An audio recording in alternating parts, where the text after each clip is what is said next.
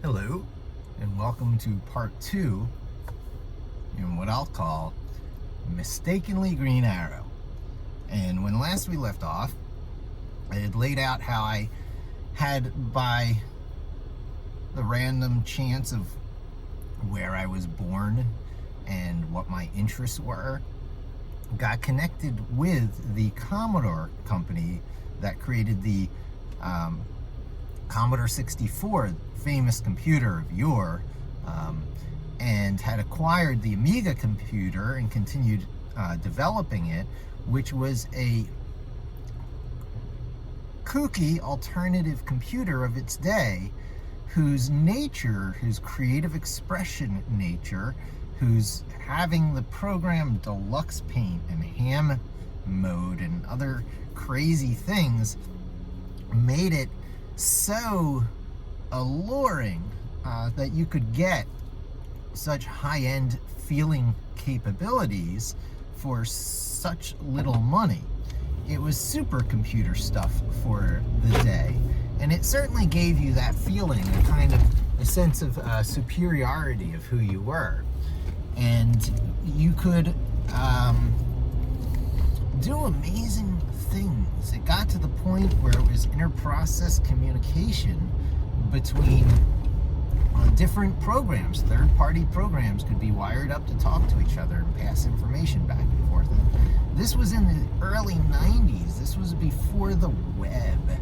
And the web really coming onto the scene spelled the end for the Amiga, because it never had a sufficient, photorealistic browser default Amiga hardware type configuration. When Netscape was on the scene, you couldn't get Netscape for your Amigas that could barely just run with, high resolution photorealistic by that time. So the Amiga evolved as far as the 1200 and the 4000 with original Commodore hardware before it kind of piddled out.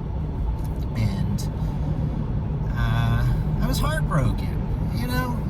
The loss of an Amiga, the joke is, from a couple of guys who turned out to be much more of mentors than I ever expected.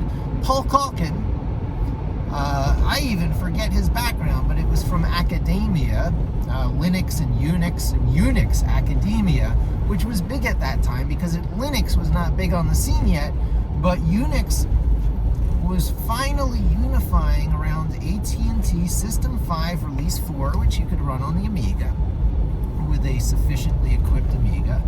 And because of that, because it was the first personal computer capable of running full-fledged Unix, it actually sold quite a number of units based on that. Some universities required their incoming freshmen, computer science freshmen, to buy Amiga 3000s, I believe it was, decked out with enough to run AT&T System 5 Release 4, and this was quite a coup for Commodore. And Paul Calkin and his buddy Jesse, I gotta look up his name on LinkedIn, but really on a number of trade show visits we did, university campus visits too, where Commodore had to represent, they gave me the rundown on how things were. Yes, the Amiga was magical and wonderful and, pixie dust and fairies and all that, but it's a fleeting state of what technology is today, no matter how much people love it. It's going away. It's going to become obsolete because Commodore is not advancing at the state of the rest of the industry. And we did pull ahead a little bit, enough to get this queue, much to their, credit. However, that is a testament to the people who, design systems around the existing hardware to squeeze out their maximum potential, rather than to the credit of whoever's supposed to be pushing forward the state of the Amiga. And because if the Amiga were to be pushed forward in development, it had to leave this bit planes thing behind, its video game past, and embrace the way of, the photorealistic future, which is chunky graphics, a different way of organizing things in memory, and you had to dump preemptive multitasking, meaning the very Amiga operating system, in favor of one that allows for memory management provided by modern hardware better.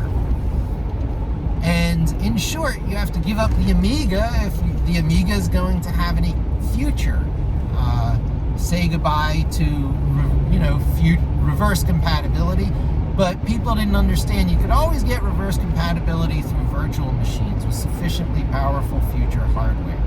So the question was only in the next generation up, and the pedantic insistence by people who were associated with Commodore in every way to keep reverse compatibility, because that was such an important thing in those days. People were ridiculed for not keeping reverse compatibility with the Commodore 64 going to the 128, or with the prior VIC-20 going to the Commodore 64. And they were so hung up on this 100% compatibility thing that it created a certain fear of abandoning who you are in favor of what you could become. And I found it to be such a deep and connected to the human experience expression of things that the entire lineage of Commodore, which was not necessarily the Amiga, but then the entire lineage of the Amiga, in addition to that, had to die with Commodore, except among an increasingly small group of zealous retro computing people who really appreciate that old preemptive multitasking scenario much more than the modern computer user today, who's not very concerned with resource consumption. Because what is resource consumption when resources are becoming increasingly infinite, or at least nearing the potential provided by the matter that we're building it now? IBM just got fabrication down to 2 nanometers. 2 nanometers. This is insane. So they were saying at 15 nanometers that quantum tunneling is an issue. So they apparently got over that problem, and they can keep those electrons moving in the directions and ways that they're supposed to, even though they've got several times smaller than the size where they were talking about where it was going to be an issue. I'm interested in this stuff. I am no scientist. However, I find that the increasing densities that we're getting, and then the willingness to spend monies for the increasing densities, as expressed by the ARM movement and a retro movement towards simplicity. It's almost like the RISC versus CISC chips. And not to go too geeky on this video, but all the old ideas are new again, and they come up over and over, and they all have to do with how to organize smaller units of things and how to group things, and to put what label to put on what organization of grouped things. So things group, and you end up as part of groups not realizing it. And the process of getting older and fearing that you're getting disconnected with the modern world and going obsolete and recalibrating all the time, dabbling in a little of this and a little of that to keep in touch with, the culture. A lot of it through, just online media consumption is good for the brain, keeps you young at heart. And it's very easy to believe that you've become old. And these things are the mental templates you're projecting as electrical fields into your body. Not to sound too wacky about it, but the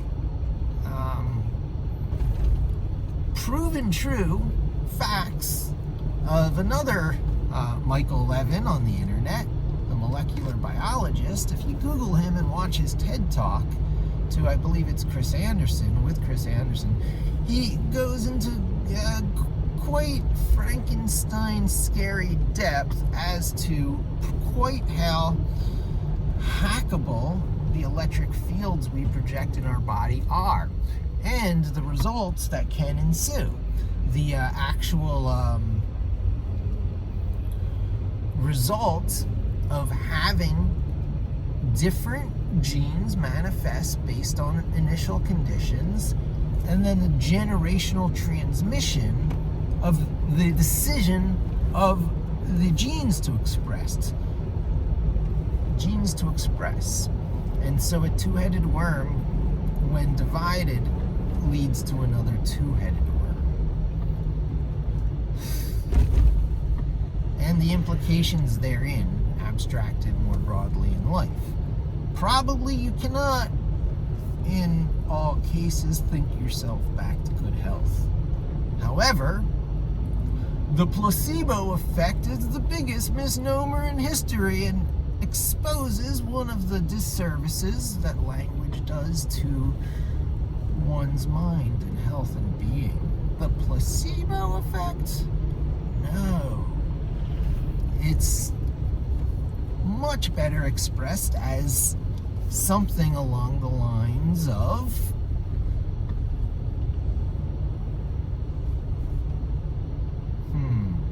strong mind, strong body. You know, the connection between your mental state and your general health, because your mental state is very connected to your two communication systems in your body, that which is electric, your nervous system, and that which is chemical and has all these, repeater things set up throughout your body to receive signals and to emit, neurotransmitters to be received by other parts of your body, and to create these cascading effects of feeling and state and emotion, and to amp your body up into a ready state for fight or flight. So, we live on the vibrating edge. Social stability is an anomaly. Things don't last. Things don't hold because they cannot. No system is designed so perfect that it is impervious to decay and disappearance, discorporation. Those that resist it are often somehow special and endued with certain properties that are clearly a subset of the capabilities of matter. It's an expression of what the stuff of this universe can do, most likely. That's where hypothesis ends and theory begins, because maybe not. Maybe what's happening in the material world is antenna-like receiver stuff for things that exist as purely vibrational energies in another way. And by existing as vibrational energies, they can certainly interact with the material world, and it probably does so at such a tiny scale that we would not recognize it as anything like the interaction of thinking sentient things with matter. It would just look like interference waves of some sort, something that could maybe be mapped as color, as the energy waves, and something that could maybe be visualized as, solid green night vision, telescope images as matter. So then you get a, pretty interesting vision of a world of information interacting with a world of matter. And it gets to the point that they're, one of the things that eludes unification is thermodynamics. I think, the second law of thermodynamics. So I got to brush up on my actual rules here. But the fact that higher energy states can get to lower energy states through the transmission of an electromagnetic energy known as heat, and it can dissipate, absorb into the atmosphere, go away in such a way as to make the loss of information of what it once originally was nearly complete. This is the power of fire and burning and the disassembly of all the organization that life puts into matter. So life organizes matter.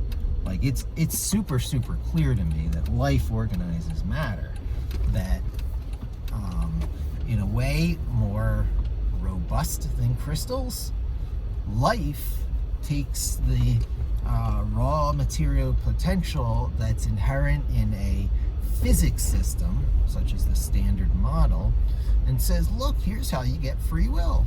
And thus, stuff made from this material is worth dabbling with if you've got questions to answer, because you can set up things that you can run that are of sufficient incalculable complexity that the only way you'll get the answer is to watch how it plays out there. So there's a specialness and a uniqueness that is true. There's an uncopyability, an impossibility of recapturing initial state. Therefore, that everything that comes as a consequence of it, that first, initial state leading to a new universe, is also equally special, leading to the validity of that vibe that you're betting on. Is it a good vibe? Is it a bad vibe? Well, let's see it express itself in everything that is expressible from within its system, and see if the stories that are told, the ideas that are answers, that the things and the ways those things are expressed are, worth occupying the meta time of spiritual beings. And if it is, yay, us. And that's probably what's going on. Some form of the Truman Show. And some depth of nested realities. And so what? If we're the ones who have the answers, yay for us, yay for you and me. Here we are in our world. Anthropomorphically. Is it anthropomorphism? Let's see. What is that view? There's a view in that the specialness of our universe is actually quite unique because, all those universal constants seem to be fine-tuned.